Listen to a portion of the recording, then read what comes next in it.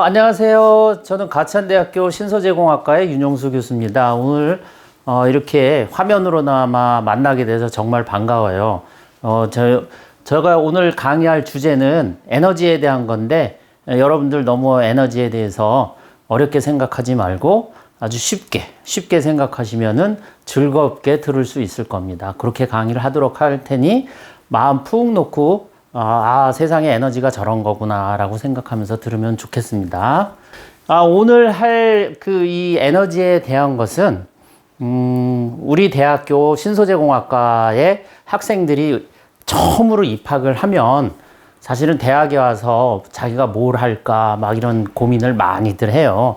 그때 이제 제가 에너지 개론이라고 그래서 대학교 신입생을 대상으로 해서 재밌게 강의를 하는 겁니다. 그래서 시험을 보는 과목이 아니고 퀴즈를 낸다던가 또는 조별로 자기가 어떠한 에너지를 선정을 해서 그 에너지의 미래나 또는 그 에너지의 단점이나 장점들을 잘 파악해서 앞으로 이러한 에너지는 어떻게 나가는 게 좋겠다 하는 그런 생각을 갖도록 하는 거예요. 그래서 이것이 뭐 중학생이다, 고등학생이다도 똑같이 들으면서 그런 아이디어를 내면 참 좋을 것 같아요. 그리고 사회인 여러분들도 막연히 에너지 하면 뭐 전기부터 해서 뭐 태양광 뭐 복잡할 것 같지만 사실 에너지는 우리 몸이 움직이는 것도 에너지이기 때문에 쉽게 생각하시면 언젠가 뭐 우리 사회인의 친척이나 가족분들한테 에너지 박사라는 소리를 들을 수 있을 겁니다.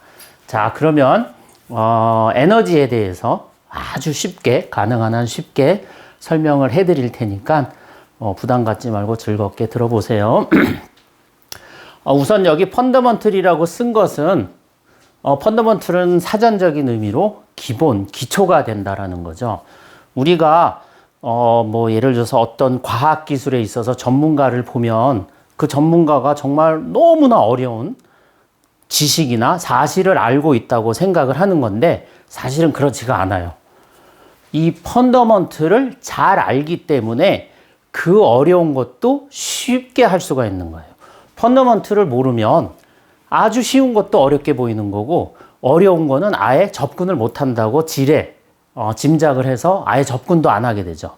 그래서 물리가 어렵네, 뭐가 어렵네 이런 말이 나오는데 자, 그런 차원에서 이 펀더먼틀을 이해하면은 굉장히 좋습니다.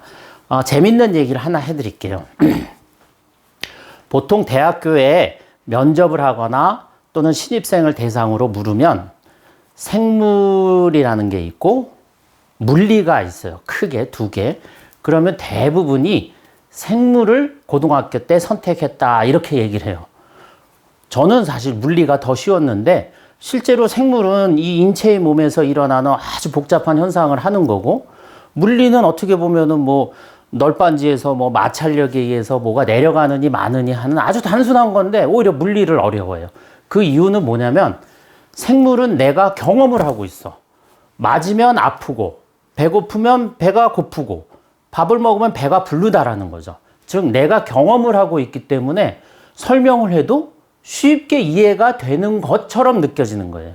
그런데 물리는 신발을 어떤 경사 같은 데 놓고 이렇게 흘러내리게 하는 게 마찰력이다, 마찰계수다. 얘기를 해도 누가 신발을 어떤 데다 올려놓고 일부러 미끄러뜨리고 안 미끄러뜨리겠어요. 그런 거 안 하잖아. 그러니까 결국 경험이 안 되기 때문에 그래요. 그래서 이 펀더먼틀은 결국 내가 경험하는 이 세계에서 그 사실을 이해하는 거다. 이렇게 해석을 하면 돼요. 영어적으로는 조금 전에 말씀드린 것처럼 기반이지만 실제 학문에서는 어떠한 사실을 내 경험화시키는 거다. 이렇게 생각하시면 가장 좋습니다. 모든 사실을 내 경험화시키는 순간 그 어렵던 어떠한 학문도 다 쉬워지는 거죠. 자, 그럼 시작할게요. 21세기에 들어가지고 이런 말이 있어요. 월스트리트 저널이라고 해서 미국에서 세상을 바꿀 그린 에너지의 5개를 제시를 한 거에 있어요. 보시면은 대기박 태양광 발전, 즉 우주에서의 태양광. 그 다음에 발생된 에너지를 잘 저장하자. 요즘 여러분들 다 쓰고 있죠. 뭐 배터리 이런 거는 다 여기에 해당이 돼요. 그 다음에 이산화탄소를 처리한다라는 건데 도대체 이산화탄소가 왜 이런 거하고 연관이 되나 이렇지만 실제 이산화탄소는 기술적으로 나중에 수소 에너지하고도 연관이 되는 거예요. 그 다음에 해조류 바이오 연료전지라고 그래서 우리가 이 지하 자원에서 얻어내는 어떤 자원으로서의 에너지 이런 것들이 결국은 고갈된다고 얘기가 나왔죠. 그것이 고갈되는 것을 전제로 했을 때 바다에 엄청나게 많이 널려 있는 해조류를 가져다가 그것을 가지고 바이오로 연료를 만들어서 마치 디젤이나 가솔린과 같은 것을 쓰려고 하는 그런 것을 해조류 바이오 연료전지라 그러고요. 마지막으로 하나가 보면 산소로 충전되는 자동차용 배터리라고 하는 게 있어요. 여러분들이 요즘 뭐 테슬라라든지 하이브리드 자동차 또는 뭐 아이오닉이라고 하는 전기 자동차를 많이 봤을 텐데요. 사실 그것이 소비자 입장에서 제일 불만족스러운 거는 자주 충전을 해야 된다는 거예요. 자주 충전을 해야 된다라는 것은 그 안에 있는 배터리가 가지고 있는 총 전기의 양이 적기 때문에 그렇죠. 적으니까 조금 달리다가 또 충전하고 설령 뭐 자동차 회사에서 우리 차는 400km를 갈 수가 있어요 하더라도 200km쯤 갔는데 충전기가 있어. 그러면은 나는 200km 남았으니까 더 갈 수 있어 하고 충전을 안 할 수가 없어요. 불안하기 때문에 전기 자동차 같은 경우는 충전소가 보이면 맨날 충전을 하는 번거로움이 있어요. 그런데 반해서 산소로 충전되는 거는 쉽게 생각하면 주변에 산소만 있으면 배터리가 충전이 돼 있는 상황이 되는 거예요. 그래서 지금 나와 있는 전지에 대비해서 엄청나게 많은 에너지를 저장할 수 있어요.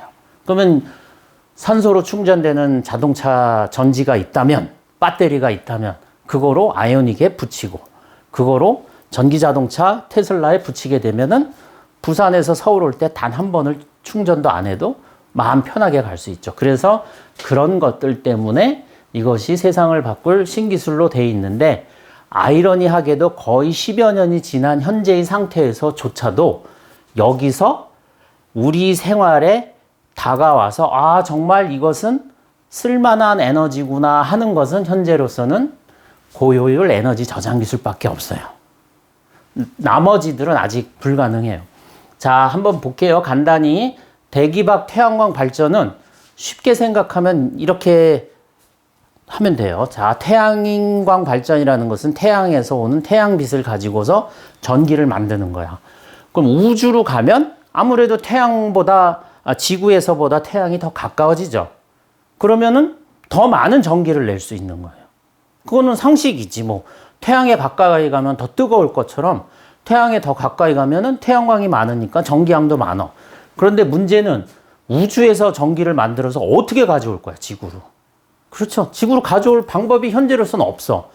이게 암시하는 것은 뭐냐면은, 전기는 만드는 것도 중요하지만, 운반하는 것도 중요하구나라는 것을 우리는 생각할 수 있어요.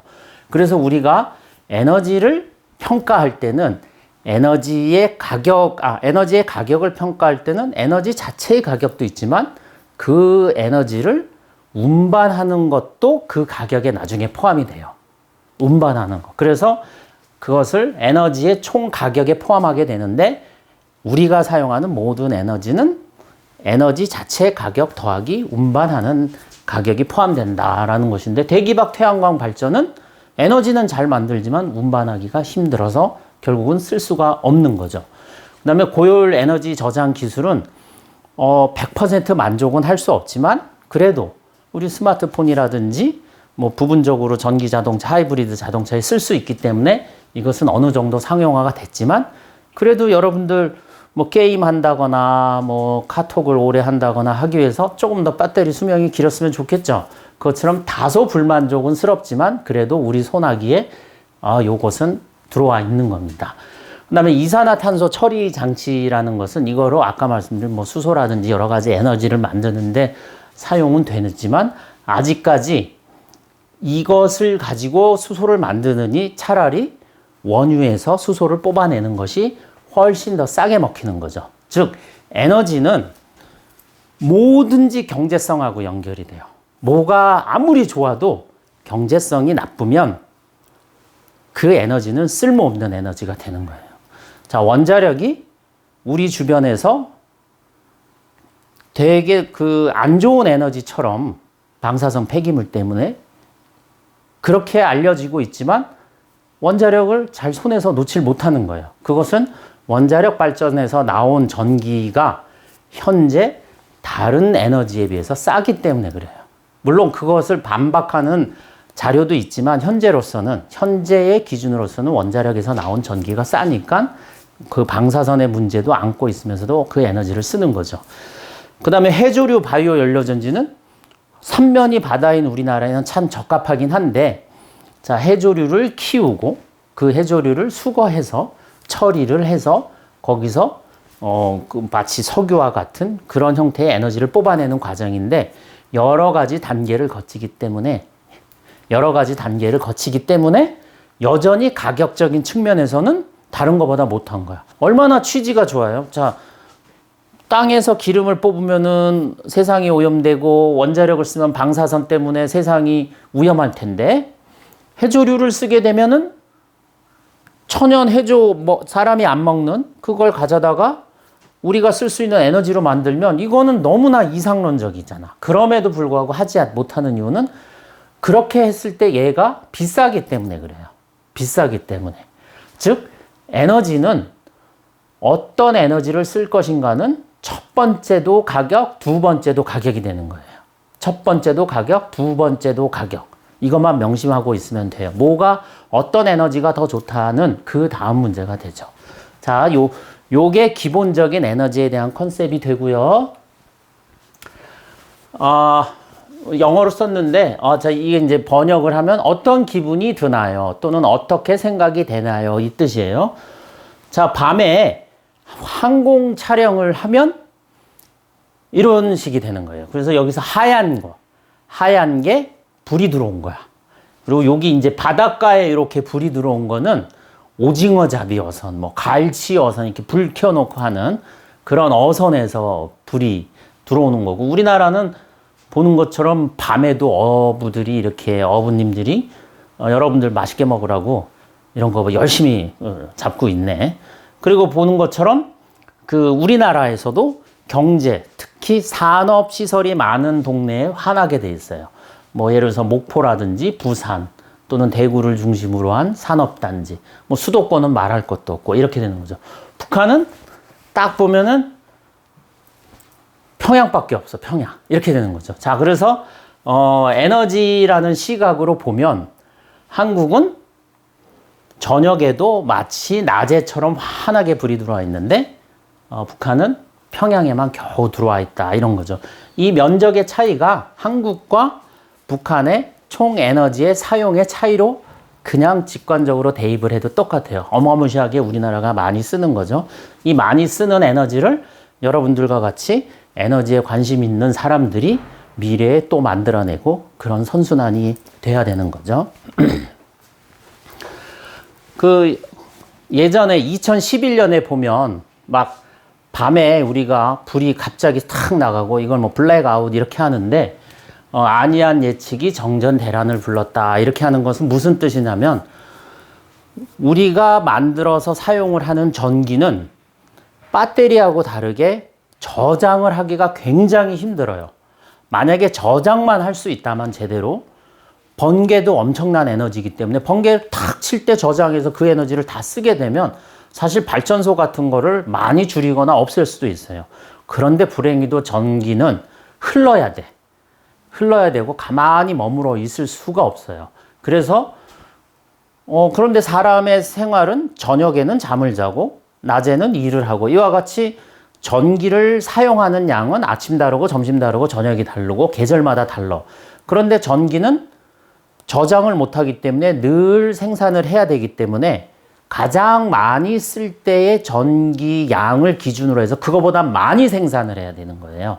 많이. 그런데 그 예측을 잘못하면 어떠한 이유에서 많이 쓰려고 했던 그 순간에 전기를 못 쓰게 되는 거죠. 그래서 에너지는 아까 말씀드린 대로 경제성이 굉장히 중요하다고 그랬는데 또 하나의 중요한 점은 에너지 사용의 예측이에요. 예측.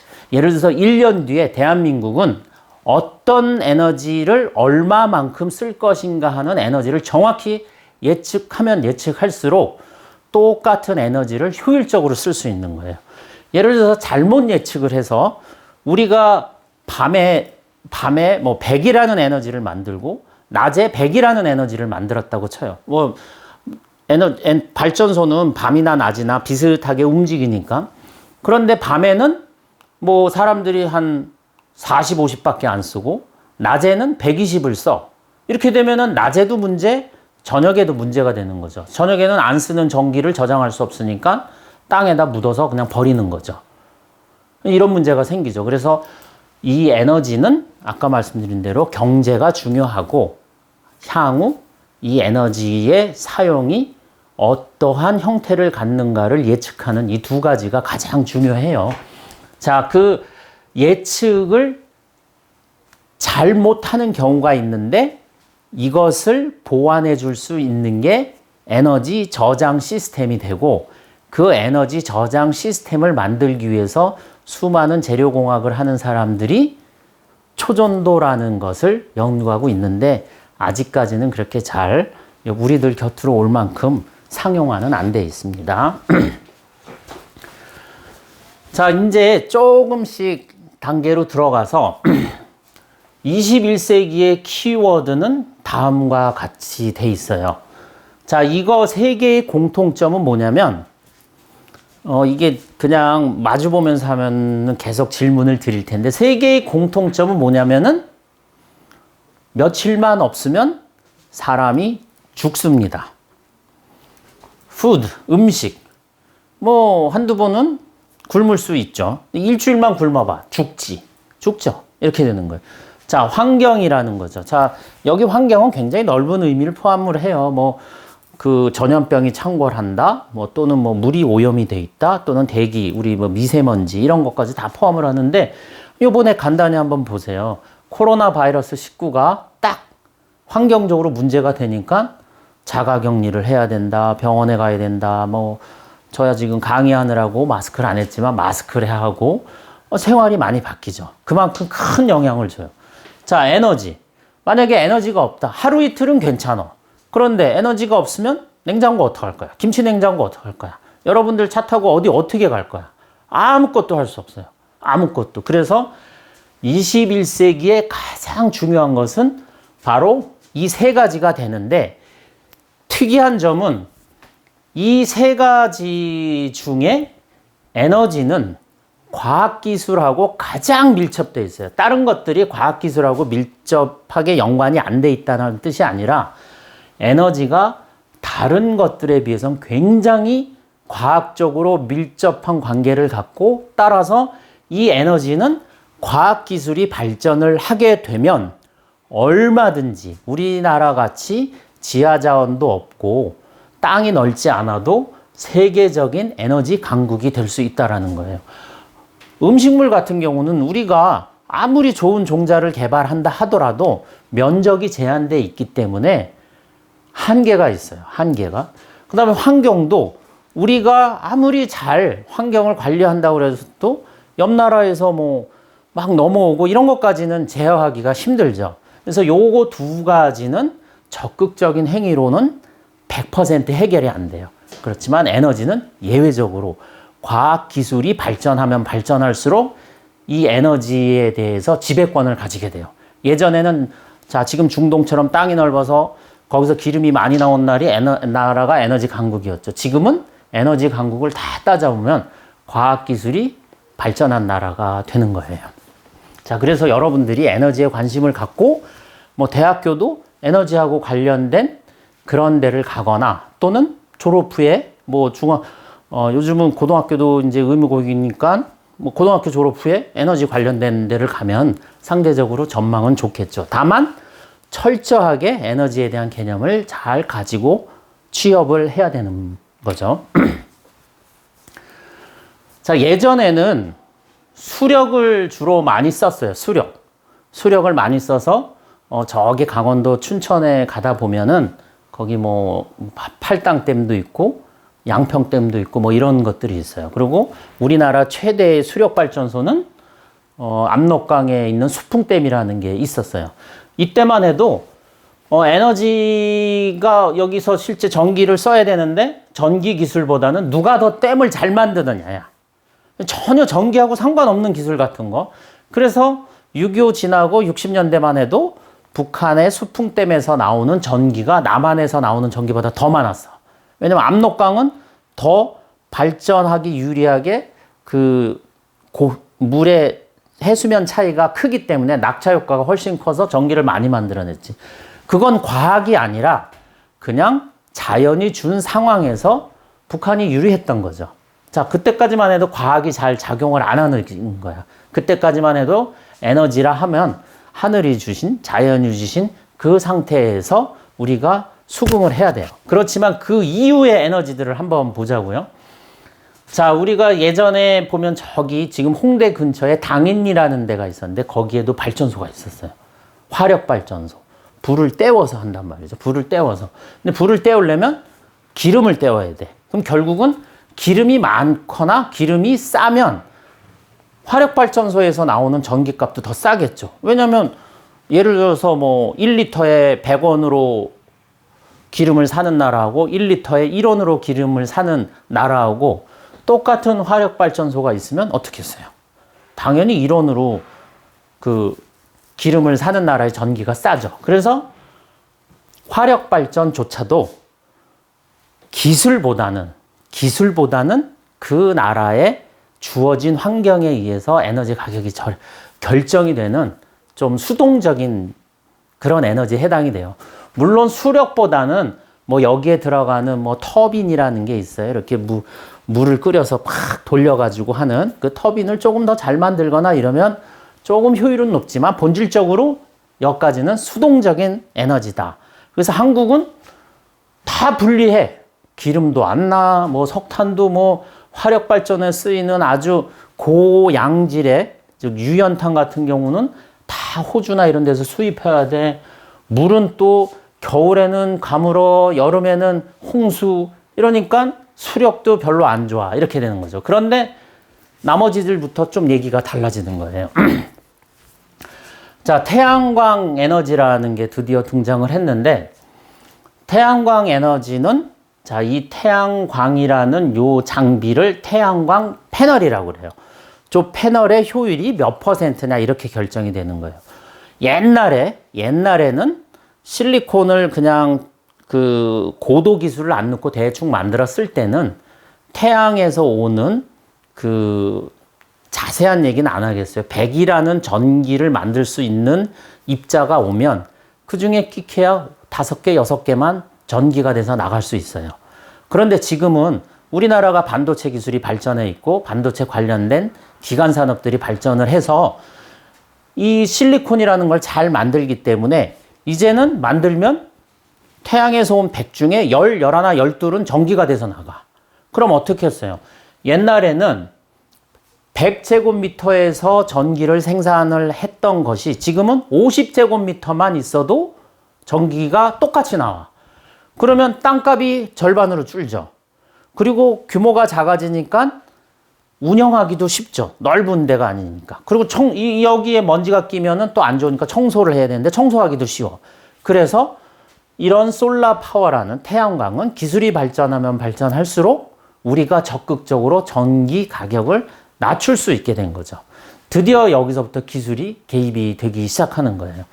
자, 원자력 발전소 같은 경우는 더 많은 기술이 개입이 되지만 이것은 뭐 환경론자라든지 또는 군사적인 측면에서 부정적인 것들이 너무 많기 때문에 좀 논외로 하겠지만 현재 폐기물 처리 비용을 감안하지 않으면 설령 또 감안한다 하더라도 부정적인 감안이 있고 긍정적인 감안이 있어요. 그러니까는 폐기물 처리가 어떤 사람은 100원이다. 또 어떤 사람은 50원이다. 이렇게 얘기하는데 그 중간치를 대입을 하면 아직까지 원자력 발전을 능가할 만한 에너지는 없어요. 그렇기 때문에 대한민국이 원자력 발전을 30%, 40%를 쓰고 있는 거예요. 그렇기 때문에 원자력 발전 기술에 대한 세계 랭킹에서 대한민국이 미국, 일본, 프랑스하고 어깨를 나란히 견줄 만큼 최강이 된 거죠. 최강이. 그리고 그러한 에너지의 문제를 절실히 깨달았기 때문에 지금 연세가 한 70, 80 되신 분들이 우리나라 원자력의 최초의 세대였는데 그때는 천재들만 원자력 관련된 대학을 간다 이렇게 돼 있었어요. 왜냐하면 그 당시에는 환경 문제보다는 전기 자체만 봤기 때문에 원자력 하면 전기만 보면 넘버원이에요.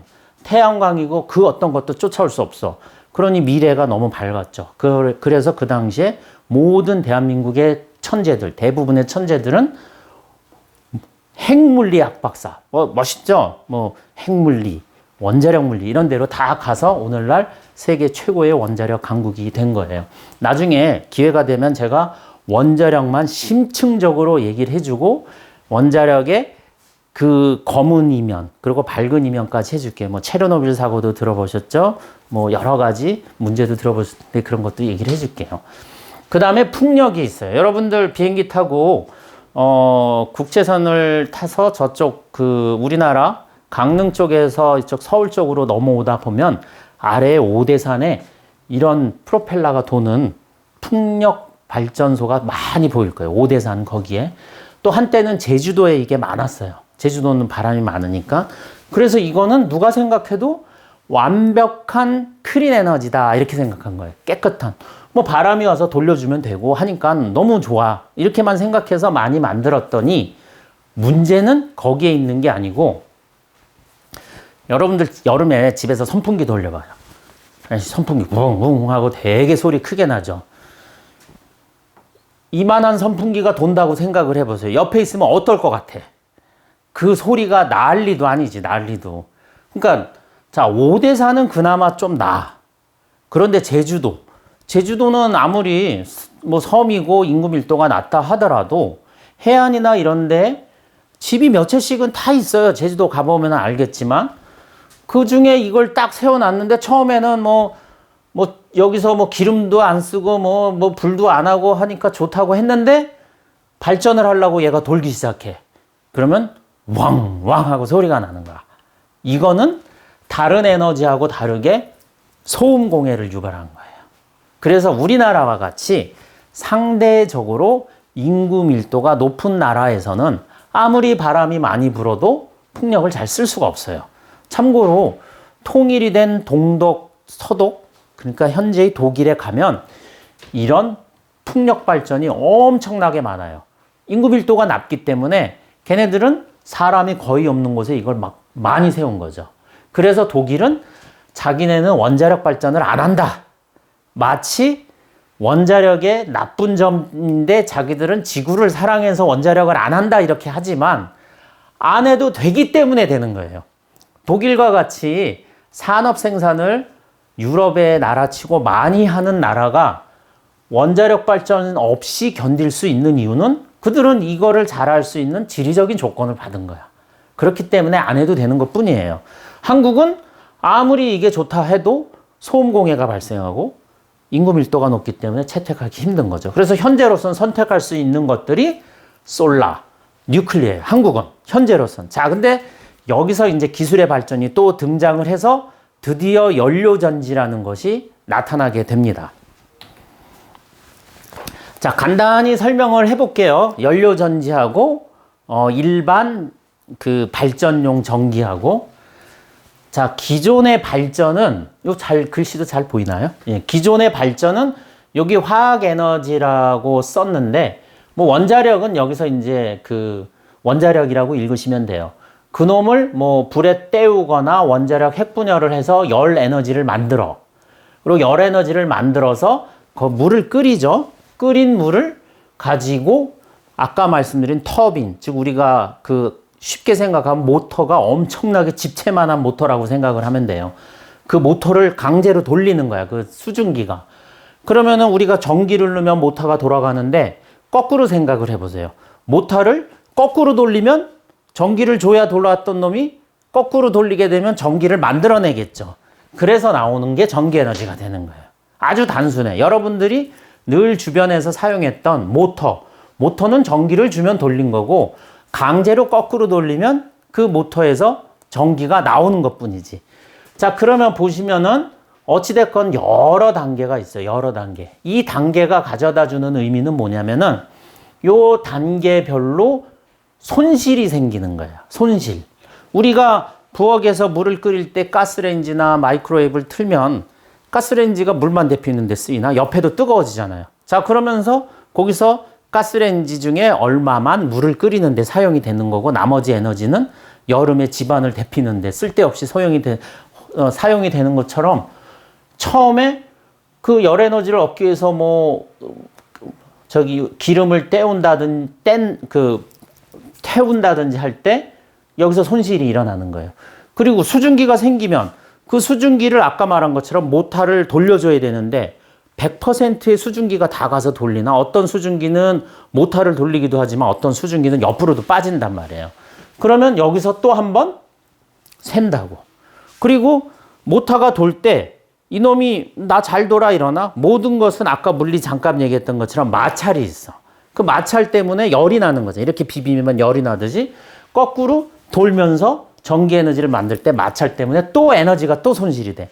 그래서 결국 처음에 가지고 있던 자기 에너지의 많아야 20% 정도밖에 전기를 얻을 수 없어요. 80%는 다 날아가는 거야.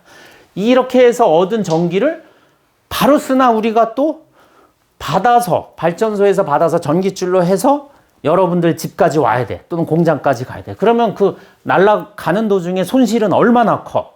이 손실에 대한 역사적인 사실이 있는 게 에디슨의 그 일화에 나오는데 그건 혹시 기회가 되면 나중에 얘기를 해줄게. 에디슨과 테슬라의 서로의 경쟁 구도에서 이 에너지를 나르는 그 싸움이 아주 재밌게 나오고요. 최근 영화로는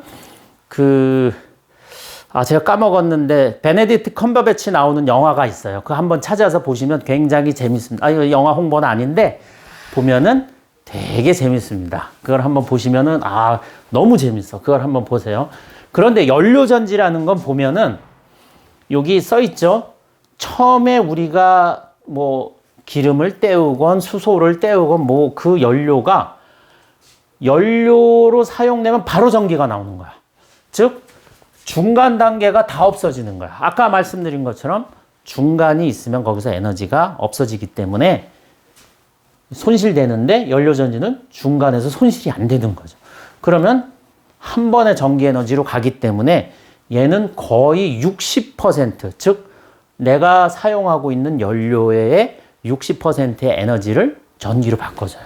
그럼 꿈의 에너지가 되는 거지. 예를 들어서 이거를 그대로 쓴다고 하면 휘발유가 100리터가 필요했던 거를 연료전지를 쓰면 30리터만 있어도 되는 거예요. 그러니까 조금만 있어도 되지. 사이즈가 작아도. 따라서 연료전지를 잘 개발하면, 기술적으로 잘 개발하면 대한민국 같은 나라는 굉장히 좋은 거지. 작고 인구 밀도가 높으니까 시스템은 작은데 전기는 잘 만들어져. 그래서 이게 좋은 거죠. 그래서 미래에는 연료전지가 엄청나게 한국에 적합한 산업 중에 하나가 될 것이라는 이유가 여기 있는 거예요. 여기 있는 거. 자, 이 정도 설명을 하고 그 다음에 간단히 설명을 또 할게요. 자, 여러분들 에너지 하면 뭐로 정의가 되죠? 아까 펀더먼털이라고 얘기했는데 제가 수업 시간에 보통 질문을 할 때는 예를 들어서 이런 거, 아인슈타인의 상대성 이론이 뭐야? 이런 거 질문 절대 안 해요. 제일 쉬운 거, 우리가 평소에 그냥 무심코 흘려서 하는 말의 definition, 즉 정의가 뭐냐 이렇게 물어봐요. 잘 대답을 못해. 그게 펀더먼털이 없는 거야. 아주 당연한 건데 물으면 대답을 못하면 그건 펀더먼털이 없는 거예요. 그런데 당연한 걸 물었을 때 딱 답을 얘기해주면 그게 펀더먼털이 강한 거야. 자, 여기서 지금 몇 명의 학생이나 우리 사회인 여러분이 듣고 보고 계실지는 모르지만, 자, 에너지 하면은 이러면 이제 수업 시간에 한두 명 빼놓고 다 돌부처가 되는 거지. 알 것 같았는데 몰라. 이게 에너지가 답을 못 하는 거죠. 이건 펀더먼털이 없다는 거예요. 에너지라 하면 어떤 것을 움직이게 하는 데 드는 힘이에요. 그게 에너지야. 에너지. 그래서 자, 보면은 막 적극적이고 활동적인 사람을 보면은 아, 저 사람 정말 에너지틱해 이렇게 하잖아. 그 사람이 적극적으로 움직이기 때문에 세상을 바꾸거나 뭘 바꿀 수 있어. 그러니까 에너지틱하다라고 얘기를 하는 거예요. 즉 에너지는 무엇인가를 움직이게 하는 힘이 되는 거예요. 그런데 무엇인가를 어떤 것이 움직이느냐에 따라서 그 에너지를 화학적 에너지, 그 에너지를 물리적 에너지, 그리고 또 다른 기타 등등 에너지 이렇게 나오는 거죠. 자, 화학적 에너지는 잘 알죠. 쉽게, 아주 쉬워. 석유, 태우면, 불 붙이면 뜨거운 열이 나. 그 열이 아까 물을 끓이고 결국 그 물이 수증기가 돼서 뭐 터빈을 돌려서 전기가 나오는 거지. 그와 같이 기름이라든지 이런 것을 우리는 화학 에너지 이렇게 되는 거야. 자, 물리적 에너지.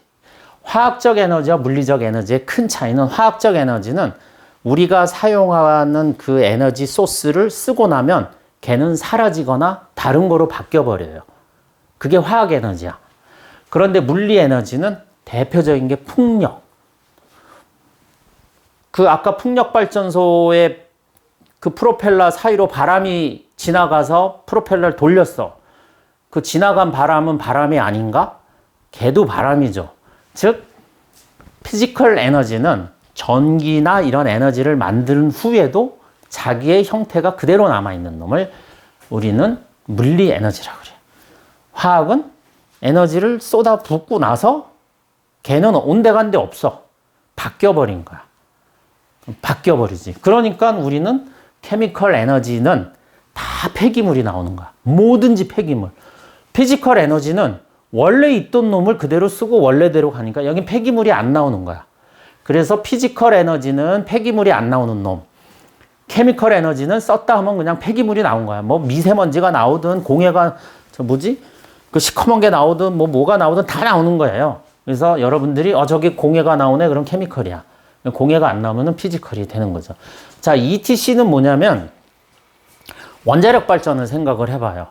자, 원자력이 우라늄이 핵분열을 하면 거기서 여러 가지 다른 형태의 원자가 나와요. 뭐 사마리움도 나오고 뭐 아마리슘도 나오고 이렇게 동위 원소들이 나오는데 얘는 케미컬처럼 원래 놈이 아니라고 그러기도 그렇고 원래 놈이라고 그러기도 그렇고 또 그렇다고 처음에 놈이 그대로 다시 에너지를 방출하고 또 그 놈인 것도 아니고 얘는 어정쩡해요. 그래서 그것을 이제 제가 다른 분들은 어떻게 분류할지는 모르는데 저는 적어도 기타 등등 에너지 이렇게 얘기를 하는 거예요. 그래서 쉽게 말하면 공해를 만들어내고 처음 에너지가 사용되고 나면 사라지는 흔적도 없이 사라지는 거고 피지컬 에너지는 처음이나 나중이나 똑같은 거예요. 그대로 남아있고 ETC는 쉽게 얘기하면 원자력, 방사선 이런 거죠. 자, 그러면 여기서 우리가 쉽게 이제 얘기를 할 수가 있어요. 태양광 에너지는 뭐죠? 태양광 패널을 때렸다고 그래서 걔가 뭐 공해가 되거나 뭐 이런 건 없죠. 그렇죠? 그러면 태양광은 피지컬 에너지가 되는 거예요. 화력발전소, 기름을 떼어서 했더니 그 기름통에 기름은 온데간데 없고 저 하늘에 CO2나 이상한 공해 물질로 가득 차 있어. 걔는 원래 있던 놈이 변형됐잖아. 그러니까 걔는 화학 에너지가 되는 거예요. 연료전지는 그럼 뭐가 될까? 연료전지는 수소나 그런 것들이 들어가서 결국 나올 때는 걔도 CO2하고 뭐 물하고 이런 것들이 나와요. 처음과는 다른. 그래서 연료전지도 화학 에너지 이렇게 하는 거죠. 자, 그래서 이렇게 여러 가지 에너지들이 있어요. 저기 화학적 에너지, 물리적 에너지, 그 다음에 방사선 에너지라고 하는 기타 등등이 있는데 보시면은 뭐 그 한 12가지로 나누어서 바이오 조력, 지력 뭐 이런 것들이 있어요. 그래서 이 시점에서 제가 학생들한테 얘기를 하는 거죠. 자, 한 3명 또는 4명이 그 조를 편성한 다음에 이 중에 적절한 에너지를 골라서 그 에너지의 미래를 예측하라. 다만 그 예측의 방법은 과학기술 플러스 사회문화, 인간의 삶 측면으로 예측을 하라 이거예요. 보통 공학에 관심 있는 사람들은 그저 공학만 바라보려고 하는데 에너지는 특히 공학에서 많이 다루긴 하지만 사회문화의 관점이 굉장히 많이 필요해요. 그래서 예를 들어서 제가 어떤 학생이 원자력을 선택했다 하면 원자력에 대한 공학적인 지식을 충분히 가지고 있고 그것이 향후 어떤 식으로 진화할 것인가 또는 향후 어떤 식으로 소멸할 건가를 레포팅을 하라는 거죠. 제가 여러분들한테 숙제를 드릴 수는 없지만 혹시 관심이 있다면 적당한 것을 하나를 선택해서 그런 식으로 서로 친구들하고 한번 토론을 해보세요. 토론. 뭐 쓰는 것까지는 힘들고 토론을 해보세요. 토론을 하다 보면 여러분들이 의외로 많은 것을 알게 돼요. 자, 이 토론의 방식을 뭐 수평적 교육이라고 그러는데 그건 다음에 또 기회가 되면 한번 얘기를 해줄게요. 자, 인간이 살아가는 데 있어서 저 앞에 보시면 굉장히 많은 종류의 에너지가 있지만 이건 영어로 했어요. 인간이 살아가는 데 있어서의 에너지 소스는 크게 이런 정도로 이제 나눌 수가 있어요. 자, sun, 태양광 에너지 이렇게 있죠. 그 다음에 fossil이라고 그래서 화석 연료 에너지, 즉 기름, 석탄 이런 것들이 있고 있어요. 그 다음에 nuclear, fission이라고 해서 이게 핵분열이지. 핵분열. 그 다음에 아직까지는 우리 곁에 다가오지는 않았지만 뉴클리어에서 퓨전이라고 해서 핵융합이 있어요.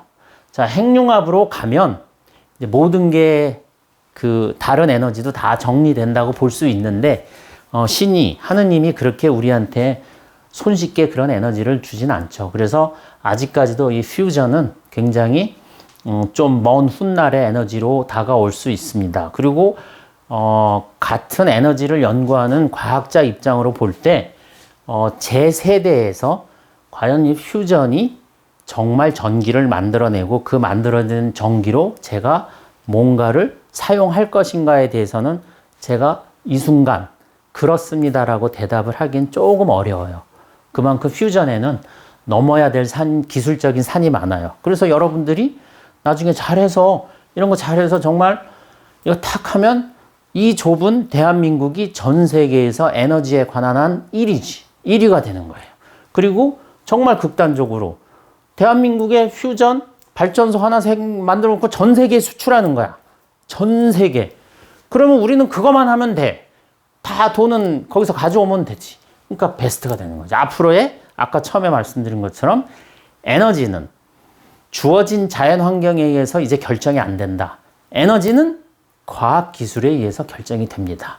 자, 그 다음에 이제 지오썸머리라고 해서 뭐 지열, 그래버티라고 그래서 이제 이렇게 떨어지는 건데 쉽게 얘기하면 수력 같은 것들인데 이런 것들은 뭐 사실은 다 자연의 의존, 자연의 환경 이런 거에 의존이 많기 때문에 여기서 대한민국이 선택할 수 있는 최적의 에너지는 sun, fusion, 현재는 fission도 있고 그리고 fossil도 이제는 화력이 아니라 연료전지 이렇게 되는 거예요. 그래서 이 분야의 에너지 쪽으로 진출을 한다면 여러분들이 최소한 여러분들 미래의 직장이라든지 또는 삶을 영위하는 어떤 수단으로서는 평균 이상으로 만족을 줄 가능성이 있습니다. 자, 이제 경제적인 측면으로 바라보는 거예요. 자, 우리가 보면은 한국이 전기값은 미국보다 싸요. 미국이 쌀 줄 알았는데 미국은 전기료 정말 비싸요. 예전에 저도 미국 가기 전에 미국이 더 싸다 했는데 다 뻥이었어. 한국이 더 싸. 미국은 실제 땅덩어리가 넓기 때문에 원자력 발전소를 세울 수 있는 것이 개수는 물론 많지만 땅덩어리 한복판에 원자력 발전소를 어떻게 세우겠어요? 물이 엄청나게 많이 드는데 그건 못 세운다고. 다 웬만하면 화력발전소야. 웬만하면 화력발전소고 그 화력발전소 대신에 만약에 거기다 태양광을 세운다. 네바다 사막이라든지 이런 미국의 사막이 많으니까 거기다가 태양광을 세운다. 그런데 원유로 때워서 화력발전을 하는 게 아직까지는 태양광보다 싸. 그러니까 다 원유를 쓰는 거예요. 다 원유를 쓰는데 아무래도 원유는 그 자체의 가격이 어느 정도 수준까지는 가 있어요. 요즘 뭐 원유 가격이 떨어졌다고는 하지만 어느 정도 수준까지 가 있기 때문에 전기로 만들었을 때 그 가격이 어느 정도 수준까지는 올라가 있어요. 그런데 한국은 원유를 쓰는 것이 너무 비싸기 때문에 원자력으로 터닝을 상당히 많이 했고 그로 인해서 전체적인 전기값은 싸졌는데 사실은 전기의 가격을 결정하는 큰 세 가지 요인이 있어요. 보시면 제너레이션이라고 해서 에너지를 만드는 것, 생산을 해야지. 전기가 뭐 하늘에서 뚝 떨어지나? 그 다음에 딜리버링이라고 해서 운반. 우리나라 원자력 뭐 저기 부산에 있는 뭐 고리 원자력 발전소라든지 월성 이런 데서 만들어서 오잖아요. 운반비가 되는 거고. 그 다음에 왔는데 저장까지 할 수 있으면 베스트인데 저장이 잘 안 돼. 그런데 여튼 저장을 할 수 있는 요 세 가지 요소에 의해서 에너지 가격은 딱 결정이 되는 거예요. 우리가 휘발유라든지 이런 것들이 사용을 하면 매연이 나오고 뭐 환경 오염이 되는 걸 알면서도 사용하는 이유는 뭘 것 같아요? 상대적으로 큰 통만 있으면은 어디서든지 날릴 수가 있어. 저기 중동에서 유조 탱크에 넣어가지고 여기 부산에 하역하고 거기서 평택까지 날른 다음에 통에다 담아서 날르기만 하면 돼. 그리고 가천대학교는 성남에 있어요. 가천대학교에 와가지고 걔를 안 쓰고 그냥 통에다 담아 놓으면 스토러지가 되는 거야. 즉 그런 일반적인 화석 연료는 딜리버하고 스토러지가 너무 좋아. 그래서 비교적 에너지 가격이 좀 싼 거예요. 원자력 발전은 뭐가 쌀까? 여기가 싼 거예요. 원자력 발전. 원자력 발전소에서 나온 전기는 스토리지 할 수 없거든. 그렇죠? 딜리버는 저기 부산에서 하는 거잖아. 부산 대부분이.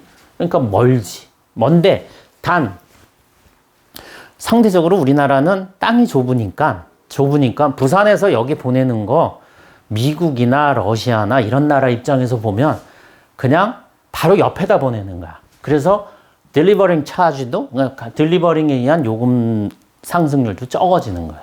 그러니까 우리나라 원자력은 제너레이션하고 딜리버링 측면에서는 매우 우수한 거지. 그래서 가격이 싸질 수밖에 없어요.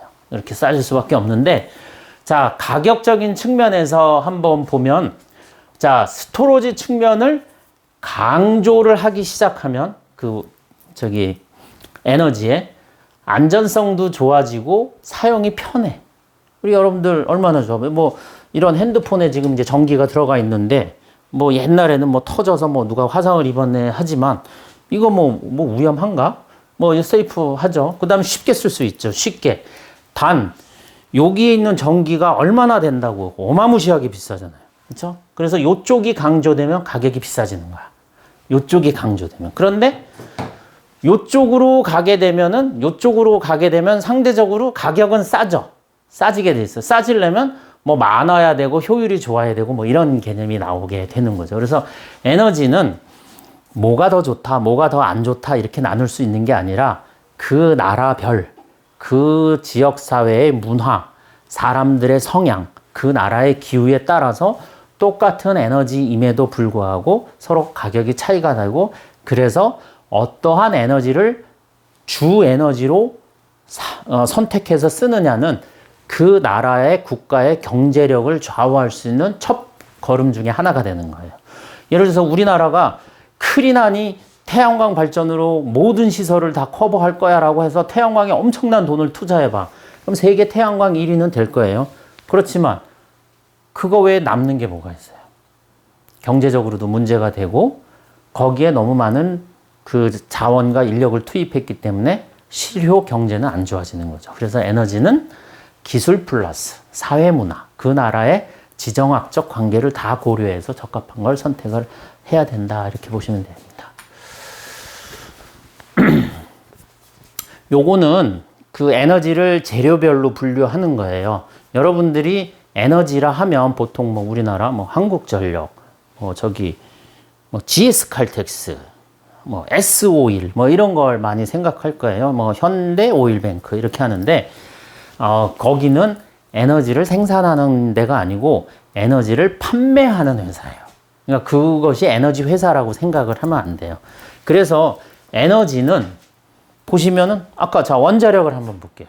방사선 물질이 붙었죠. 우라늄. 재료란 말이에요. 재료. 태양광. 태양은 누구에게나 공정하게 내리쬐고 있어요. 뭐 나라별로 뭐 흐린 날이 많고 뭐 또 맑은 날이 많을 수는 있어도 같은 지역에서 보면은 태양광은 우리 가천대 내리쬐나 가천대 정문에 내리쬐나 저 길 건너를 내리쬐는 양은 똑같아요. 그런데 거기서 만들어지는 전기의 양은 거기에 태양광 패널, 지금은 실리콘을 쓰는데 누가 더 기술적으로 발전된 실리콘 재료를 쓰느냐죠. 즉 재료야 거기도. 이렇게 되는 거예요.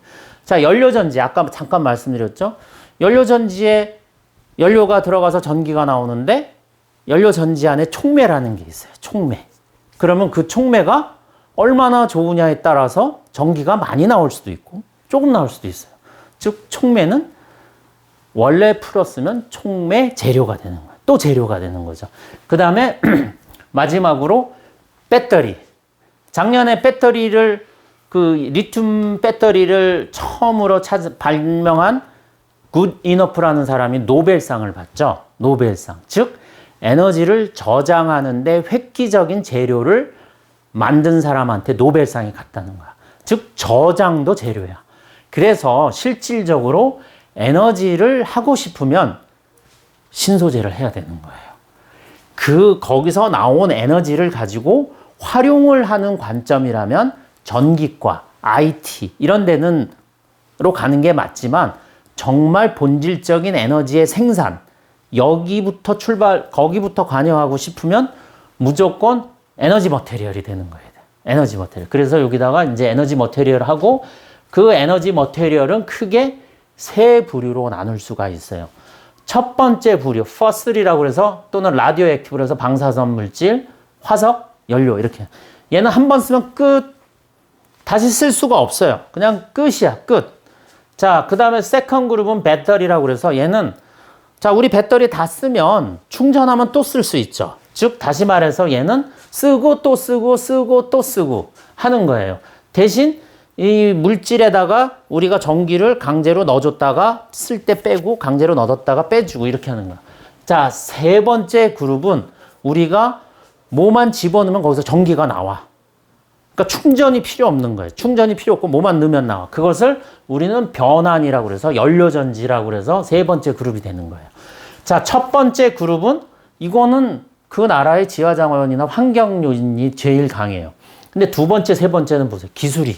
이미 배터리는 한국이 세계 1위가 됐어. 굿이너프가 비록 노벨상을 받아도 더 놀라운 사실은 굿이너프가 한참 미국에서 활약을 할 때 그 밑에 있던 연구진은 대한민국 여러분들과 같은 젊은이들이 했다는 거예요. 그 젊은이들이 지금은 삼성 그리고 대학교 국가연구소에 딱 포진을 해서 전 세계 1위의 배터리 강국을 만들어낸 거죠.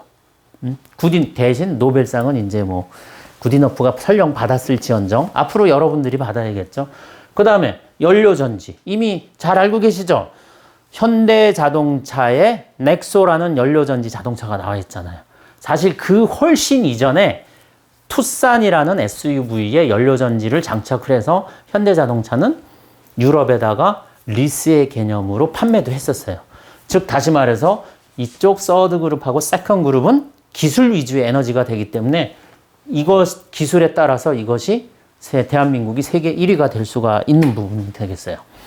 자, 여기까지 간단히 설명을 했는데 사실 이것을 가지고서 거의 1년 또는 짧아도 한 학기를 수업을 해요. 그만큼 저 속에 숨은 여러 가지 사실들이 있고 굉장히 재밌는 것들이 많이 있어요.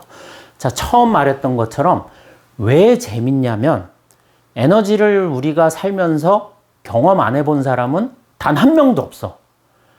경험으로 느껴지잖아. 제가 뭘 얘기를 하면 아, 그게 그래서였구나. 아, 그랬구나. 이렇게 되는 거죠. 그래서 에너지는 공부를 시작을 하면 엄청나게 재밌습니다. 단 아까 말씀드린 것처럼 에너지가 뭐야? 이렇게 질문을 했을 때 그것에 답을 대답할 수 있는 펀더먼트를 가지고 있어야 돼요. 오늘 제가 설명드린 것은 그런 펀더먼트를 최대한 이해할 수 있도록 아, 에너지라는 것이 그다지 어렵지 않구나. 그리고 미래의 과학 기술 대국은 바로 에너지에 의해서 평가를 받을 수가 있구나. 즉, 그 나라는 에너지가 풍부하대. 그 나라는 에너지 문제가 없대. 옛날에는 지하 자원이나 태양광이 잘 오던 나라들은 뭐 에너지에 문제가 없대. 여전히 중동이 뭐 기름이 물값보다 싸다 이러지만 조만간 그것에 의해 결정나는 게 아니라 과학 기술에 의해서 우리가 세계 최대의 에너지 생산국이 될 수 있는 거예요. 이 소리를 들으면 막 소름이 끼치지 않아요? 저는 이 얘기하면서도 막 소름이 끼쳐. 이 작은 나라가 그 넓은 세계의 모든 나라를 제끼고 최고의 에너지 대국이 될 수 있다. 그것이 과학기술에 의해서 판가름이 나기 때문에 가능한 거죠. 그래서 여러분들은 이 강의를 듣고 가능하면 친구들끼리 서로 에너지에 대해서 한번 토론도 해보고 혹시 그 토론 과정 중에 모르거나 어려운 것이 있다고 생각되면 가천대학교 신소재공학과 윤영수 교수를 찾아오면 또는 이메일을 먼저 주고 약속을 하면 제가 열일 다 제쳐두고 이 강의를 들은 사람이라고만 해준다면 언제든지 환영하고 제 방으로 와서 대화를 하도록 할게요. 그리고 맛있는 커피 좋아하면 커피, 아이스크림 좋아하면 아이스크림 정도는 제가 사주도록 할게요. 네, 이상 강의를 여기에 마치도록 하겠습니다. 수고하셨습니다.